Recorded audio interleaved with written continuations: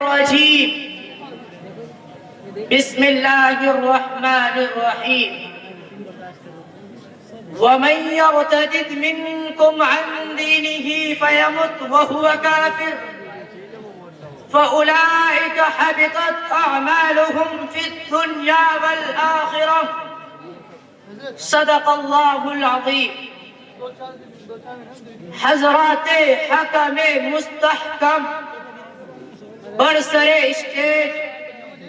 تشریف فرما علماء کرام و شرکائے انجمن، آج میں آپ حضرات کے سامنے اسباب ارتداد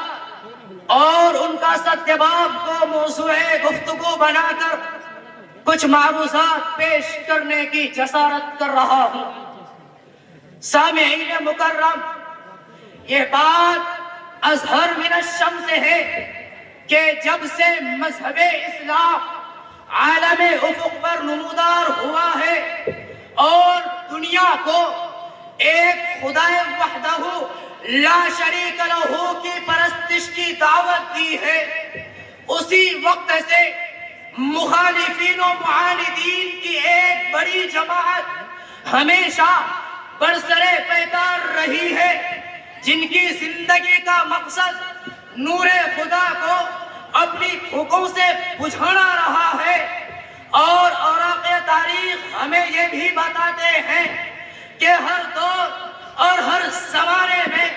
یہ عداوتیں مختلف فتنوں کی صورت میں ظاہر ہوتی رہی ہے،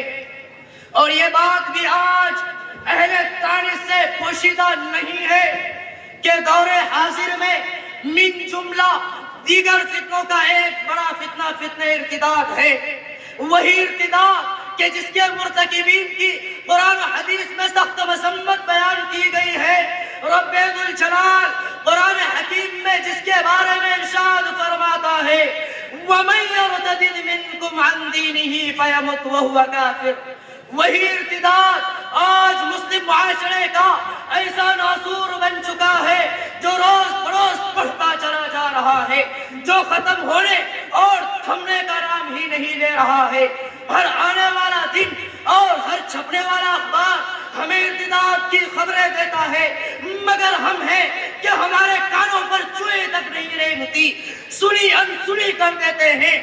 نہ ان کے علل و حوادث پر غور و خوض کرتے ہیں اور نہ ہی ان کے سدباب کا مضبوط اقدام کرتے ہیں. بلکہ اگر یہ کہا جائے تو بے جانا ہوگا کہ کریلا نیم چڑھا والا معاملہ کرتے ہوئے خود ہی اپنے اولاد کا داخلہ ایسے اسکول اور کالج میں کراتے ہیں جہاں مخلوط تعلیم ہوتی ہے، جہاں کے اکثر اساتذہ غیر مسلم ہوتے ہیں، جہاں لیونگ ریلیشن شپ کی ترغیب کی جاتی ہے،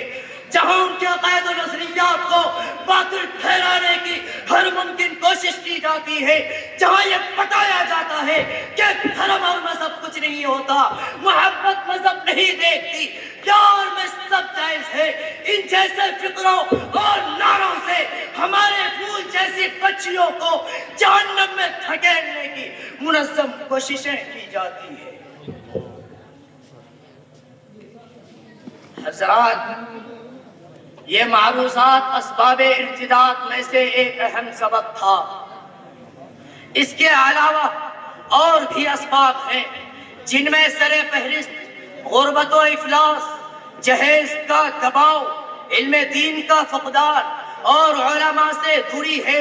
جن کا فائدہ اٹھاتے ہوئے غیر قومیں خاص کر مسلم لڑکیوں کو ٹارگیٹ کر رہی ہے، انہیں آفر کر رہی ہے کہ اگر تم ہندو بن جاؤ گی، سناتن دھرم قبول کر لو گی تو تمہیں قید خانے سے نکال کر ملکہ اور شہزادی بنا دیا جائے گا.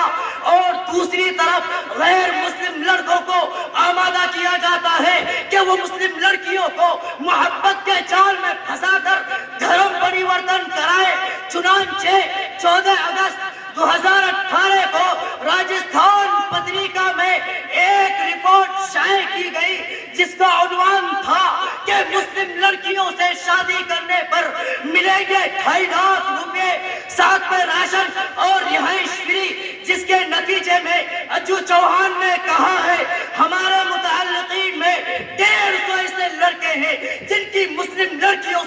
سمجھتی ہے وہ ان سے شادی کرنا چاہتی ہے۔ اسی طرح ٹائمز آف انڈیا کے سروے کے مطابق 3 سال میں 40,000 مسلم لڑکیوں نے غیر مسلم لڑکوں سے شادی رچائی۔ یہ چند معروضات بطور مثال پیش کی گئی اور یہ وہ ڈیٹا ہے جو حکومت کے رجسٹرز میں محفوظ ہے، جبکہ واقعات ان سے کہیں زیادہ ہے۔ اس لیے آج ہمارے لیے لمحہ فکری کیا ہے کہ ہم اپنی ذمہ داری کو بخوبی انجام دیں، کیونکہ عقائد و جہاں صلی اللہ علیہ وسلم نے ارشاد فرمایا کہ کلکم راعٍ وکلکم مسئول عن رعیتہ، کہ تم میں سے ہر ایک نگراں ہے اور تم سے تمہاری نگرانی کے بارے میں سوال کیا جائے گا۔ چنانچہ والدین کی ذمہ داری ہے کہ اولاد کو دینی تعلیم و تربیت سے آراستہ کرے، بلوغت کے بعد جلد از جلد نکاح کرائے۔ علماء کی ذمہ داری ہے کہ وہ جگہ جگہ اس موضوع پر بیان کرے، عوام کو اس طرح متوجہ کرے کہ قریہ قریہ، شہر شہر، مکاتب و مدارس کا جال پھیلائے، تاکہ کل میدان محشر میں ہم خدا کے اس سوال سے بچ سکیں کہ تو ادھر ادھر کی نہ بات کر، یہ بتا کہ قافلہ لٹا ہے کیوں؟ کہ تو ادھر ادھر کی نہ بات کر، یہ بتا کہ قافلہ لٹا ہے کیوں؟ مجھے رہزنوں سے گلا نہیں، تیری رہبری کا سوال ہے۔ وما علینا الا البلاغ۔